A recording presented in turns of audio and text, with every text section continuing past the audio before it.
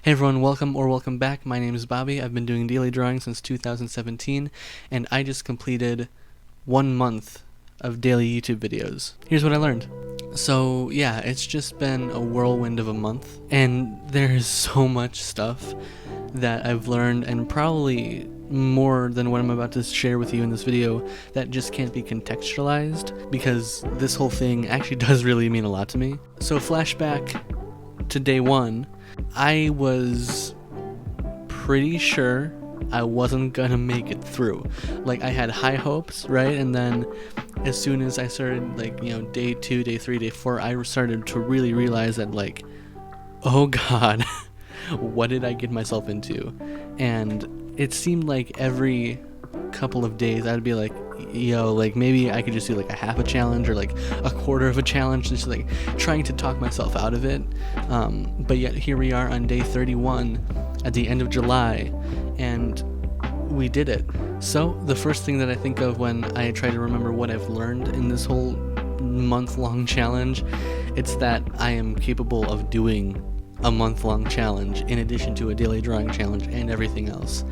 It hasn't been easy all month. There were definitely times where I just wanted to back out and maybe I can do only half a month and all that kind of stuff, but I just pushed myself maybe a little bit too hard. But god, it was wild. It was but I'd say overall it's worth it, because I am sitting here on day 31 of this challenge talking to you about what I've learned, and there's a lot. So diving into the real practical stuff, editing. Number one, I was kind of comfortable with Premiere Pro before, but motivating myself to get on the program every single day and make a video, even if it's just a time lapse or whatever, vlog style video, whatever it may be, I learned a lot more ins and outs and editing techniques. This intro that you just saw was totally out of my library of skills and little techniques that I could pull from until this month. So I find that pretty cool, the little overlay stuff. Another thing is I learned how to make thumbnails. Now, they're not the best thumbnails. Some of them are kind of good, like this one and this one. I'm really proud of those, but other times it's just I could have tried a little bit harder there. But then again, most of those were made super late at night and when I didn't feel like putting everything into it. Or I just didn't have a good screen grab to pull from to make one of these, so it is what it is. But yeah, I have a lot more to learn in the whole thumbnail game type thing, because I've heard from so many people that the thumbnail and the title are half of the work that goes into YouTube videos. Obviously there's a lot of planning, scripting, all that kind of stuff, getting the content, making sure the content is good. But if you want to really dive into it, then thumbnail, title, hook, you need to captivate the audience to be able to click on your video in the first place. So I'm still learning all that kind of stuff, but it's just something that'll improve with time, I feel. And the last thing, but certainly not least, that I think of that I've learned during this challenge is how to self-motivate, because like I mentioned in the beginning of this video, there were so many ups and downs and times where I wanted to just completely back out and nope, I'm good.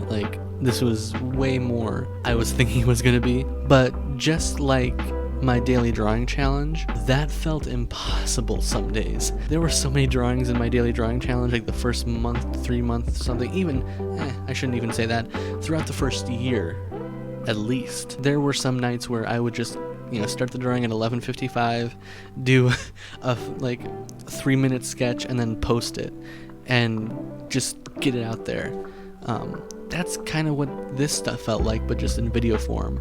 But doing that kind of daily drawing stuff really resonated with me, just putting work out there, doing stuff, doesn't have to be the top quality. Quality will come with quantity. That's kind of what I believe. And same thing with this challenge, having to come up with a video idea, potentially a script, do a time lapse, extra editing, all that kind of stuff each and every single day. It's a lot of stuff.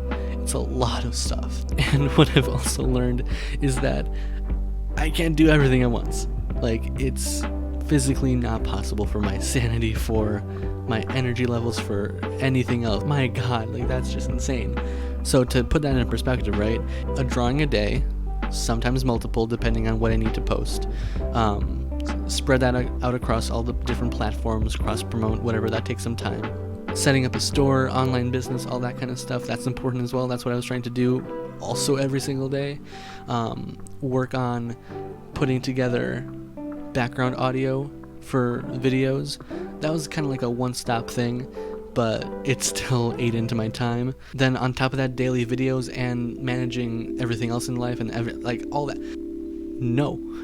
Gives me an entirely new respect for like the daily vloggers, Casey Neistat, all those amazing creators. Like, fuck. Takes some serious grinding. And that's kind of like the bulk of what, just right now off the top of my head, I can say that I gained from this challenge. The editing skills, the thumbnails, the self-motivation, all that. Before I end this video, I do want to mention real quickly, for the people who are still here, which, thank you, but if you are still here and want to know where I plan on taking this daily challenge, or my YouTube channel as a whole, I'm about to go over that right now. So, the more I dived into this, the more I realized that I can't create daily, good quality videos every single day, and I feel like YouTube is a place for more quality versus quantity. Quantity can come on like Instagram, TikTok, all Twitter, all that stuff. Just post ideas and post just little snippets of things. But YouTube, I feel like I want to pour a little bit more energy and professionalism into my platform here. I feel like the videos are going to go down in frequency, but the quality I'm going to try to boost up as well. So kind of balance it out. Maybe cut it down to like 2 to 3 YouTube videos a week, maybe digital time-lapse and a more thought-out, fully fleshed-out concept, of which I have a couple already planned, and just kind of like see where that goes. Yeah, I hope you guys enjoyed this whole month-long challenge as well as this video.